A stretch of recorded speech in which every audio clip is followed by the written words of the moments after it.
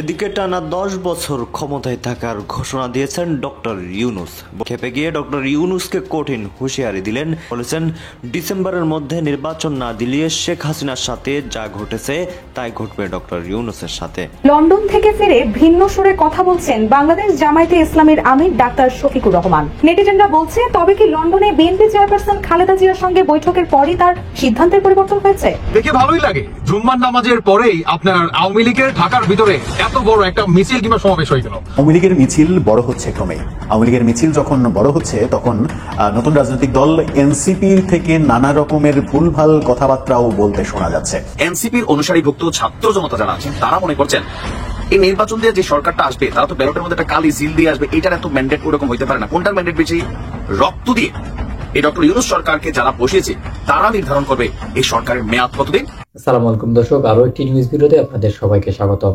দর্শক, যতই দিন যাচ্ছে ততই যেন বাংলাদেশের কিছু রাজনৈতিক দলের মাথা গরম হয়ে যাচ্ছে, আবার কিছু রাজনৈতিক দল হাসাহাসি করতেছে, আবার কিছু রাজনৈতিক দলের নেতারা বলতেছে যে আরো কিছুদিন যাক তাহলে আসলে আসল খেলাটা শুরু হবে। কিন্তু দর্শক, আসলে এই কথাগুলোর পিছনে মূল কারণটা কি? অন্তর্বর্তীকালীন সরকার আসলে কবে নির্বাচন দিবে? এই নির্বাচনটা নিয়ে আর কত কি হবে না হবে, আজকের ভিডিওতে আমি আপনাদেরকে এমন কয়েকটি ভিডিও ফুটেজ দেখাতে যাচ্ছি, এমন কিছু প্রতিবেদন দেখাবো যে প্রতিবেদনগুলো দেখলে আপনারা বুঝতে পারবেন যে আসলে আদৌ কি আমাদের বাংলাদেশে একটা সুষ্ঠু নির্বাচন হতে যাচ্ছে, নাকি নির্বাচন ছাড়াই অন্তর্বর্তীকালীন সরকার আরো আগামীতে 3 থেকে 4 বছর থাকতে যাচ্ছে। এই সব কিছু কিন্তু আপনারা জানতে পারবেন এবং বুঝতে পারবেন, কারণ এই যে অন্তর্বর্তীকালীন সরকারকে নিয়ে কিন্তু বর্তমান বাংলাদেশের জনগণ স্বপ্ন দেখা শুরু করেছে। অন্তর্বর্তীকালীন সরকারের হাত ধরে আমাদের বাংলাদেশটা একটা উন্নত বাংলাদেশ হবে, এমন কথাও বলতেছে জনগণ। দর্শক, কথা বাড়াবো না, সর্বপ্রথম কিছু ইম্পর্টেন্ট প্রতিবেদন দেখে নেব, যে প্রতিবেদনগুলো দেখলেই হয়তো আপনারা বুঝতে পারবেন। নারায়ণগঞ্জ থেকে মার্চ ফর ডক্টর ইউনূস একটা প্রোগ্রাম শুরু হয়েছিল। তখনও বিষয়টাকে অনেকে হাহারির দিয়ে হাস্যকর ভাবে নিয়েছিলেন, কিন্তু মাত্র 1 সপ্তাহের ব্যবধানে আপনি দেখছেন পরিবেশ কিভাবে পাল্টে যাচ্ছে। নির্বাচনকে নিয়ে এই এনসিপির যারা অনুসারী আছেন, আমি এনসিপির অনুসারীদের বলতে চাই, কারণ ছাত্র জনতা এটা একটা সামষ্টিক শব্দ। কোন দলের ছাত্র, কোন অনুসারী ছাত্র? আমাদের ছাত্ররা বিভক্তিতে আছে, কেউ আওয়ামী লীগ, কেউ বিএনপি, কেউ জাতীয় পার্টি, কেউ জামাত ইসলাম, কেউ ছাত্র অধিকার পরিষদ, কেউ এনসিপি, আবার গতকাল কাম জনতা, অনেকেই নামছেন। সো এনসিপির অনুসারীভুক্ত ছাত্র জনতা যারা আছেন তারা মনে করছেন এই নির্বাচন দিয়ে যে সরকারটা আসবে তারা তো ব্যালটের মধ্যে একটা কালি সিল দিয়ে আসবে, এটার এত ম্যান্ডেট ওরকম হইতে পারে না। কোনটার ম্যান্ডেট বেশি? রক্ত দিয়ে এই ডক্টর ইউনূস সরকারকে যারা বসিয়েছে তারা নির্ধারণ করবে এই সরকারের মেয়াদ কতদিন এবং তারা কখন ক্ষমতা ছাড়বে। আপনি কি বুঝতে পারছেন? বিনাকিদার যে পরিকল্পনা সেটাকে বাস্তবায়ন করতে সার্জিস এবং এনসিপির যারা অনুসারী তারা কিন্তু মাঠে নেমে গেছে। আরো মজার বিষয় হচ্ছে, গতকালকে রাজু ভাস্কর্যে আমরা দেখলাম প্রথমে 5-7 জন ছেলে দিনের বেলা আমরণ অনশনে তারা বসলো, রাতের বেলা আবার ছিল না, কালের কণ্ঠ গিয়ে দেখলো সব ঘুমায়।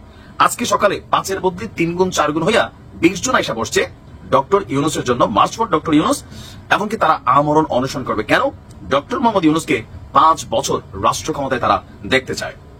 এমনকি নারায়ণগঞ্জ আজকে গতকালকে আমি যখন নিউজটা করছি আজকে একটা আমরা মিছিল দেখলাম, মোটামুটি মানুষ হয়েছে।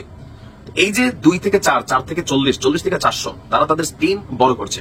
আর প্রত্যেকের একই কথা, আগে বিচার হইতে হবে, সংবিধান বদলাইতে হবে, নির্বাচন যদি বিএনপি চাই তাহলে গণপরিষদ নির্বাচন হবে, কিন্তু সরকার পরিবর্তনের জন্য যে নির্বাচন, গণতন্ত্রের যে পথ, সেটা এনসিপি এই মুহূর্তে চাচ্ছে না।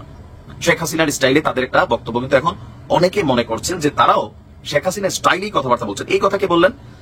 আপনার যমুনা টেলিভিশনে একটা টক শো ছিল, সেখানে ব্যারিস্টার রুমিন ফারহানা তিনি বললেন এনসিপি যেই ভাষায় কথা বলে তাদের গলায় ফ্যাসিস্টের আওয়াজ শোনা যায়। কারণ কি? এটা হবেই না। এখন বিএনপির প্রশ্ন, এই যে ছাত্র জনতার আন্দোলন বা অভ্যুত্থান বা যেটাই, সেখানে কি শুধুমাত্র এই এনসিপির অনুসারী বা যারা সমন্বয় গেছেন তারাই জীবন দিচ্ছেন, বা তাদের পরিবারের কেউ জীবন দিচ্ছেন? অথবা যখন আওয়ামী লীগ সরকারের আমলে রাজপথে কেউ নামতে পারতো না, যখন সার্জিসরা, হাসনাতরা মন্ডা মিঠাই সাদ্দামের ছায়া তলে ছিল, তখন বিএনপি রাজপথে ছিল। শেখ হাসিনা সরকারের বিপরীতে তারা সংস্কারের ঘোষণা দিয়েছিল, বিভিন্ন প্রোগ্রাম ফেস্টিভ্যাল করেছিল। এমনকি জেলের ইস্যুটা নিয়ে মির্জা ফখরুল ইসলামের একটা বক্তব্য আবেগতাড়িত হয়েছে যে ওনার স্ত্রীর যখন অপারেশন হবে এর 2 দিন আগে ওনাকে জেলে নিয়ে গিয়েছিল, সেখান থেকে তিনি স্ত্রীর অপারেশনের খবর পেয়েছিলেন, আর এটি নিয়ে তিনি একটা পোস্ট দিয়েছিলেন। তিনি যেটা বুঝাতে চাইছেন যে এভাবে দিন রাত যারা আছেন তারা বিএনপির নেতা কর্মীরা জেল খাটছেন, জামাত জেল খাটছে। কিন্তু এনসিপির অনুসারীরা মনে করছে বিএনপিকে এই দেশের জনগণ এই মুহূর্তে চায় না, জামাত কেউ চায় না, চরমোনাই কেউ চায় না। কেন? হেফাজত ইসলাম চরমোনাই যারা আছেন, ইসলামিক ভাবধারার সরকার এই দেশের মানুষ চায় না। এটা কার কথা? এনসিপির যিনি আহ্বায়ক আছেন প্রধান আহ্বায়ক নাহিদ ইসলামের কথা। এখন তারা একটা রাজনৈতিক দল, তারা রাজনৈতিক বক্তব্য দিবেই, কিন্তু সরকারকে ক্ষমতায় রাখার জন্য সরকার আর রাজনৈতিক দল তো আলাদা।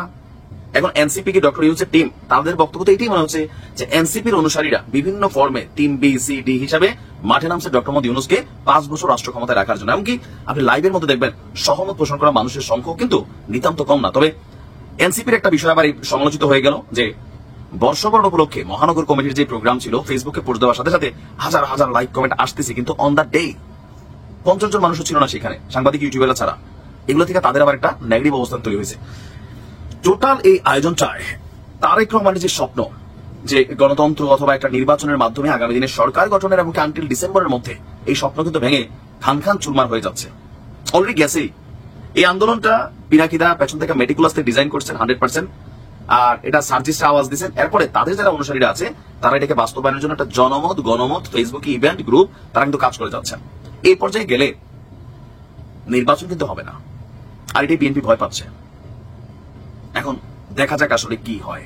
ভালো থাকুন দর্শক। আওয়ামী লীগের মিছিল বড় হচ্ছে ক্রমেই।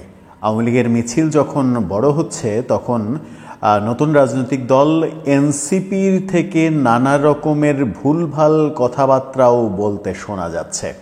আওয়ামী লীগের মিছিল বড় হওয়ার কারণে হাসনাত আবদুল্লাহকে একটা ফেসবুক স্ট্যাটাসে কাদেরকে যেন সাবধান করতে দেখা গিয়েছিল, সেটা আমরা দেখেছিলাম।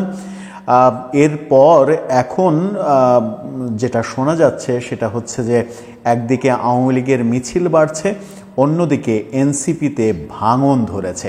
এনসিপিতে ভাঙনের সুর দেখা গেছে। বেশ কয়েকজন নেতা এই নতুন দল থেকে পদত্যাগ করেছেন। আরও অনেক ঘটনা ঘটেছে।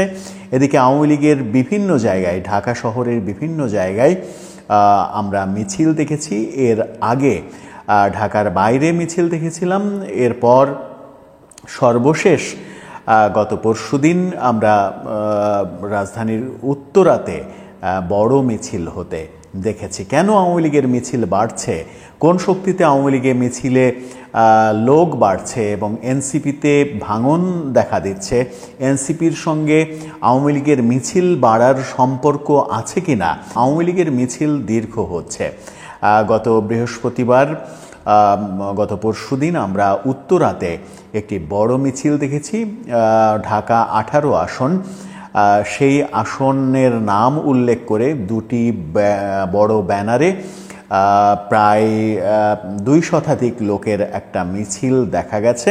সেই মিছিলের বেশ কয়েকটি ভিডিও ফুটেজ সামাজিক যোগাযোগ মাধ্যমে ভাইরাল হয়ে গেছে। সেই ভিডিও ফুটেজগুলোও আপনারা দেখে নিতে পারেন। আমরা পর্দায় সেই ভিডিও ফুটেজগুলো দেখিয়ে দিতে চাচ্ছি আপনাদেরকে। আপনারা দেখতে থাকুন, আমরা আলোচনা চালিয়ে যেতে থাকি। ঢাকা 18 আসনের নেতাকর্মীরা যখন এই মিছিল করলো তখন আমরা দেখলাম যে ঢাকার উত্তরার আগে যাত্রাবাড়ি, ড্যামরা, রামপুরা, বাড্ডা, মিরপুরে মিছিল হয়েছে। খণ্ড খণ্ড নানা রকমের মিছিল আমরা দেখেছি। ধানমন্ডি এলাকাতেও মিছিল দেখেছি। মিছিল দেখেছি গত 26শে মার্চ জাতীয় স্মৃতিসৌধের ভেতরে বেশ কিছু নেতাকর্মী মিছিল ধরার চেষ্টা করেছিলেন। সেখান থেকে 3 জনকে পুলিশ অ্যারেস্টও করেছিল। উত্তরের ঘটনার পরে 5-6 জনকে অ্যারেস্ট করা হয়েছে বলেও শোনা যাচ্ছে। ঢাকার বাইরে থেকেও বেশ কয়েকজনকে অ্যারেস্ট করার ঘটনা আমরা দেখেছি। ঢাকার আগে আমরা দেখেছিলাম গোপালগঞ্জ, মাদারীপুর, শরীয়তপুর, পিরোজপুর, গাজীপুরে বিভিন্ন মিছিল আওয়ামী লীগের শোডাউন করার। কিন্তু ঢাকায় একের পর এক এই শোডাউনের পেছনে কি কোনো কিছু ঘটছে, কি জন্য আওয়ামী লীগের মিছিল বাড়ছে, এবং বলা হচ্ছে যে এনসিপি দুর্বল হয়ে পড়ার কারণেই আওয়ামী লীগের মিছিল বাড়ছে। কিন্তু এনসিপি দুর্বল হয়ে পড়ছে কেন? শোনা যাচ্ছে এনসিপিতে ভাঙন তৈরি হয়েছে। এতদিন ধরে আওয়ামী বিরোধী রাজনীতি করতে করতে করতে করতে তাদের ঘরের মধ্যেই এক ধরনের ভাঙন তৈরি হয়েছে, এবং সেই ভাঙনের মধ্য থেকে যেটা ভয়াবহ তথ্য বেরিয়ে এসেছে সেটা হচ্ছে যে উত্তরায় আওয়ামী লীগের যে মিছিলটা হলো সেই মিছিলের নেপথ্যে নাকি সহযোগিতা করেছেন এনসিপির 2 জন নেতা। এনসিপিরই একজন নেতা সেটি নিশ্চিত করেছেন ফেসবুক পোস্টের মাধ্যমে। তিনি শুধুমাত্র নাম লেখেননি, কিন্তু যেভাবে বর্ণনা দিয়েছেন তাতে বোঝাই যায় যে তিনি সার্জিস আলম এবং সালাউদ্দিন তানভীর, ব্যবসায়ী সালাউদ্দিন তানভীর, দুজনই এনসিপির নেতা। তাদের নাম আলোচিত হচ্ছে। তারা উত্তরার মিছিলের ব্যাপারে সহযোগিতা করেছে তাদের ব্যবসায়িক স্বার্থে, অর্থাৎ টাকা লেনদেন হয়েছে, তারা টাকা লেনদেনের সঙ্গে জড়িত এবং সেই হেতুতেই উত্তরা আওয়ামী লীগকে বিভিন্নভাবে সহযোগিতা করেছে। বঙ্গবন্ধু সৈনিকদের জন্য খুব খুশি খবর আছে। সেটা হচ্ছে আমাদের হাসনাত সার্জিস সহ এই উপদেষ্টা এবং সমন্বয়ক তারা 43 জন আমেরিকার ভিসা পেয়ে গেছেন এবং আরো 400 জনেরও বেশি পৃথিবীর বিভিন্ন দেশের ভিসা পেয়ে রেডি করে ফেলেছে। কারণ তারা গোয়েন্দা রিপোর্ট জানে যে শেখ হাসিনা খুব শীঘ্রই বাংলাদেশে এসে ক্ষমতা পুনরুদ্ধার করবে।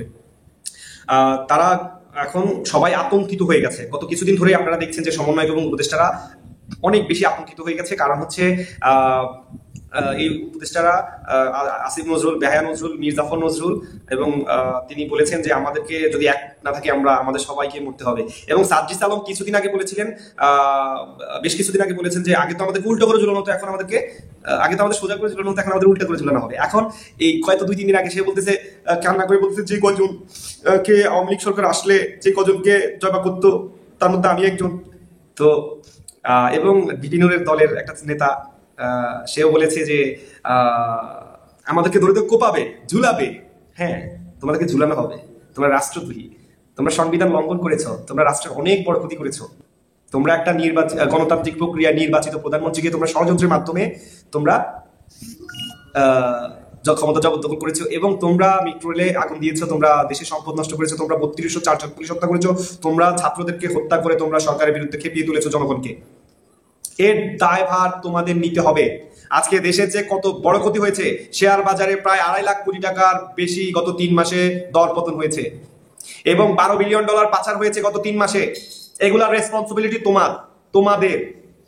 এবং আমি বঙ্গবন্ধু সৈনিকদের বলবো যে আপনারা বিমানবন্দর থেকে শুরু করে সব জায়গায় টহল বসাবেন এবং বিশেষ করে বিমানবন্দরে যারা কর্মরত আছেন আপনাদের প্রতি রিকোয়েস্ট থাকবে আপনারা সতর্ক থাকবেন। এই মির্জাফরদের কেউ যাতে বাংলাদেশ ত্যাগ না করতে পারবে, কারণ বাংলাদেশের আদালতে তাদের বিচার করা হবে। তারা রাষ্ট্রদ্রোহী, তারা দেশের শত্রু এবং তারা রিসেট বাটন চাপ দিয়ে বাংলাদেশের 30 লক্ষ শহীদদের ইতিহাস মুছে দিতে চেয়েছে। এরা রাষ্ট্রদ্রোহী, এরা স্বাধীনতা বিরোধী শক্তি, এরা রাজাকারের বীজ। এদের ধরতে হবে। একটা রাজাকারের বাচ্চা বাংলাদেশ থেকে যাতে পালাতে না পারে। সবাই সজাগ থাকবেন। তো এই যে এতদিন লাফাচ্ছিলা, এখন কেন কান্না করতেছ? হুঙ্কার দিয়ে কথা বলতা সার্জিস আলম, খুব হুঙ্কার, এখন কান্না আসে কেন? এত সহজে ভয় ঢুকে গেল। শুরুতেই তারা বিএনপি যখন তাদের পিছন থেকে সরে যাবে, বিএনপি প্রথম 1-1.5 মাস তাদের সাথে ছিল।